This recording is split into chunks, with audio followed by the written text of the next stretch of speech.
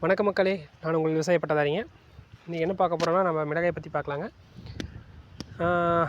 ஒரு காலத்தில் வந்து சேலம் மாவட்டம் கொளத்தூருங்கிற ஏரியா வந்து மிளகாய்க்கு வந்து தமிழ்நாட்டில் அவ்வளோ பேர் போன ஏரியாங்க, வரமிளகாய்க்கு. இப்போ அந்த வரமிளகாய்ங்கிற வரமே அந்த அந்த ரகமே வந்து இல்லாமல் அழிஞ்சிருச்சிங்க. இப்போ ஃபுல்லாக பச்சை மிளகாய் தான் அதிகமாக மார்க்கெட்டிங் பண்ணுறாங்க. அதுவுமே இப்போ வர காலங்களில் பார்த்திங்கன்னா, இந்த வைரஸ் தாக்குதல் அப்படிங்கிறது வந்து அதிக அளவில் இருக்குதுங்க. இந்த மாதிரி செடி வந்து இந்த மாதிரி முருளிக்கிறது, காய் வராமல் போகிறது, அந்த மாதிரியான பிரச்சனைகள்லாம் வந்து நாளுக்கு நாள் வந்து நம்ம அதிகமாக சந்திச்சுட்டு வரோம். இப்போ பார்த்திங்கன்னா, இந்த வருஷம் வந்து இந்த எலினோ ப்ராப்ளம் சொல்லிட்டு சொல்கிறாங்க. வெயிலோட தாக்கமும் இனிஷியலாக வந்து அதிகமாக இருந்தது, மழைங்கிறது வந்து ரொம்ப குறைவாக இருந்ததுங்க. இப்போ இந்த செடி பார்த்திங்கன்னா, இது வந்து எல்லாம் ஒரே நாளில் நட்டது தான்.